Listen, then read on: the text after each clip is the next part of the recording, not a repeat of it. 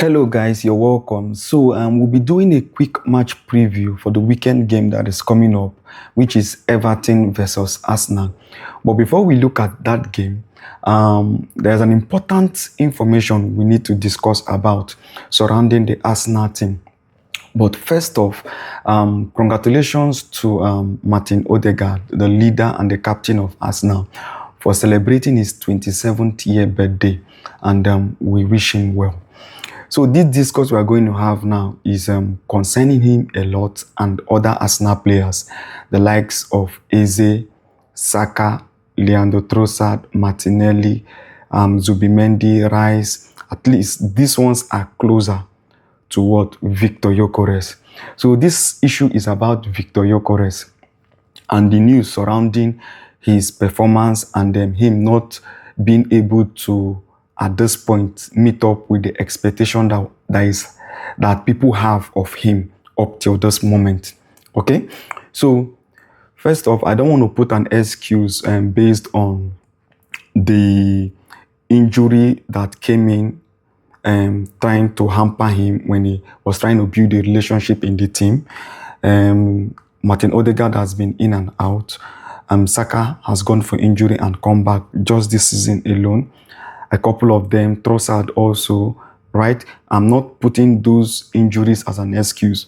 What I'm looking at is the games that we have seen them play together. That is what I'll be using to make my judgment or put up my argument here about what people are saying. So in all that they are saying about Gyökeres and the team, Gyökeres trying to understand the team trying to understand Gyökeres, playing to his strength and all that. I could understand all those kind of narrative and talks concerning why Gyökeres have not met his expectation. But there's one I need to talk about that is important, and I find it off when I hear people talk about it because it's the one that is a bit out there more now, is that Arsenal have not been playing with a recognized striker for the past 3 seasons. I've talked about that in my previous video, but I didn't use this as an excuse. I was bringing it and saying that irrespective of Arsenal not playing with a recognized striker, in that my video, we should channel our football now, our aim towards what? Viktor Gyökeres and creating chances for him. That was why I mentioned that statement. I didn't make it as an excuse. But what I find now is people are now making it as an excuse. And I want to make an argument about it that is baseless. That should not be discussed at all as an excuse for these guys not doing what they're supposed to do to help Viktor Gyökeres to do his job better. Number one, when you say Arsenal have not been playing with a recognized striker for the past 3 seasons, question. Martin Odegaard plays more in Arsenal than Norway. The only time Martin Odegaard goes to Norway is during international break, and international break football is a bit less than the club football. And yet, Martin Odegaard can build a relationship in that short possible time with Erling Haaland in Norway and provide assist for him in games. You just need to go and check his assist creation for Erling Haaland in Norway, how he helps Erling Haaland in his goal tally, right? In short possible period of time, he can do that, okay? And Erling Haaland in the club does not play with Martin Odegaard, but he plays in country with Martin Odegaard, and they have a relationship in that short possible space of international football, right? Saka, Rice, and Eze, I call 3 of them because they play in one country, England. They play with a recognized striker in England, which is Harry Kane. If Harry Kane is not there, probably Olit Watkins, but we'll use Harry Kane as the recognized striker.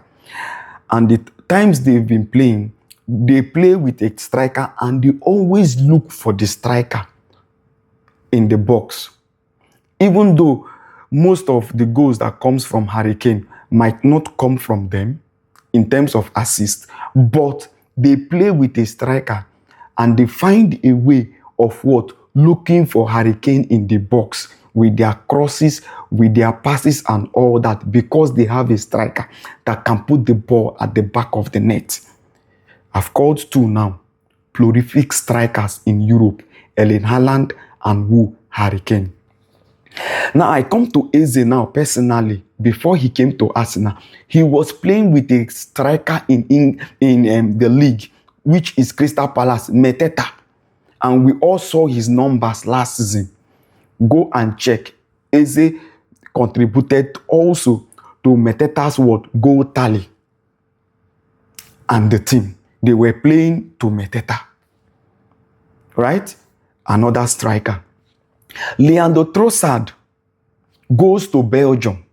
He plays with Lukaku or whoever plays the 9, but Lukaku is the recognized striker of Belgium, we know. They look for a way to what? Look for Lukaku to put the ball in the back of the net, to the point that Lukaku is the top scorer for what? The national team of Belgium.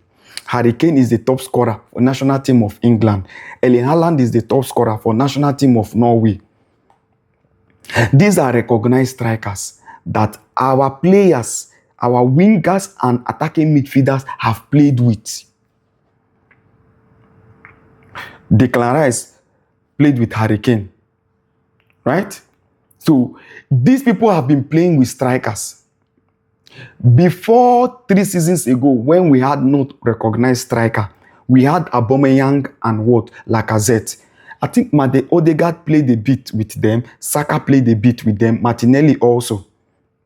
Right? So what is this excuse we are now hearing that you guys are giving to these boys for failing to look for a way to create chances for Viktor Gyökeres? What is these excuses you guys are giving to these boys? They are failing in their duty to create chances for the recognized striker you bought this season. And yet, you guys are making excuses for them. That it's been long they played with strikers. I just mentioned example for you to debunk that it's been long Arsenal played with striker for you. I've just mentioned an example. Erling Haaland has a good relationship with Odegaard in Norway. They barely play together. Just international break. Harry Kane is there in England. Saka, they play with him. Odegaard, Saka, Declan Rice, Eze, and the rest. Belgium, Leandro Trossard. I'm just mentioning for you now. And you're telling me it's been long Arsenal played with strikers. Come on, man. Why are we guys doing this? Call these boys out. Especially Odegaard, because he's the leader and captain of the team. Saka and Eze. Call them out. Leandro Trossard is the one trying a bit to look for Viktor Gyökeres. The ones we've seen and watched this season, we have not seen. Even when they have the opportunity to give him the ball to score, they won't. The other day, they were justifying Saka's own against Brentford. He was supposed to pass. Look at Viktor Gyökeres free. He had to shoot the ball. Kelleher had to save it before the ball entered the net. If he had missed it, they would have been saying, why didn't you pass to Gyökeres? Call him out. Call him. But you people are trying to make excuses for them. The more you are making excuses for them as an Arsenal fan, the more we are having this issue and we'll be discussing it.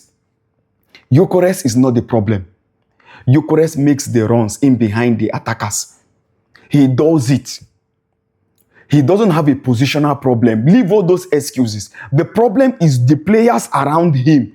They should look for him and create the chances when he does the run. So this narrative, we should just kill it, because as an Arsenal fan, I don't buy into it. That is their job as wingers and attacking wingers. That is your job. Look for your point man and give him the ball to score. That is their job. But if people want to continue with this narrative of defending these boys when they are failing in their duty to create chance for Gyökeres, it's fine with you. But for me, I won't as an Arsenal fan. But you guys can go ahead to do that. For me, I will keep saying my own and keep saying the truth here for you guys to listen to. Right? So, that aside, the game we are having against Everton is an important game we need to win, right? However, I like it because this game we are going into this weekend, we had a reality check this weekend that just passed against Wolves, where in quote, we didn't have a good performance per se, right?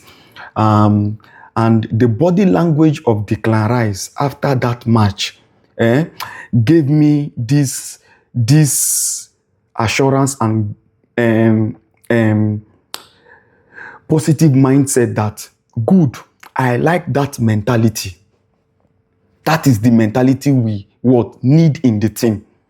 Him putting up that body language will set that team in check that they need to put up a good performance in games. We are not saying they should give us 100%, but there is a level required of them to put in games if they want to achieve anything this season in terms of major trophies. So they need to up their performance. So because of that reality check against Wolves, I think them going into this weekend game against Everton, they will have to put up a good performance. There is no doubt. They will have to up their game. Right? So when you look at the statistics of this Everton game for the past 5 games we have played in the Premier League, right? I think we've won 4 of those games and we've drawn 2. So the last 2 we have played is the 2 we've drawn, right? That was last season. We didn't get any point from, we didn't make any 3 points from those games. We just took 1 point from those 2 legs. So, but this one, we need to make a statement by putting up a good performance and winning this game, because we are going to the Hill Dixon Stadium, which is the Everton home. And the game is going to be very difficult. As we all know, winning a game in the Premier League is not easy. But for you to be able to put up a challenge and make a statement in achieving your goal by winning the Premier League, these are games you put up your best performances. The team needs to stand up and say, we must go all out for this, and then make a statement. So the only way we can win this game is for us to create chances and take our chances. When you look at the Wolves game we played, outside the possession of the games we had in that Wolves game, we only created 2 big chances. 2 chances created. Can you imagine? The bulk of the possession we had in that game, we created just 2. So you could understand why Declan Rice was so angry on the team and how we performed. So going into this game, we need to create chances and we need to take our chances for us to win this game. So I think Mikel Arteta will be doing his press conference, hopefully maybe tomorrow, about this game. So we will know who is available, who is okay for us going to that Hill Dixon Stadium this weekend to play against Everton. So when I look at this game, I think it will be difficult, but my percentage now for the win for this game would be 60% chance for Arsenal to win and 40% chance for Everton to win.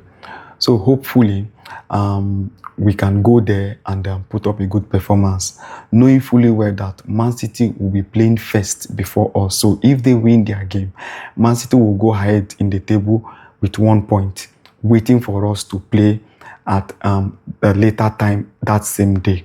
So that might put a bit of pressure, but I think that the team can handle the pressure because they've been in that position for about 3 seasons now, coming second. So that pressure, they can handle it. Okay, so this is all I have.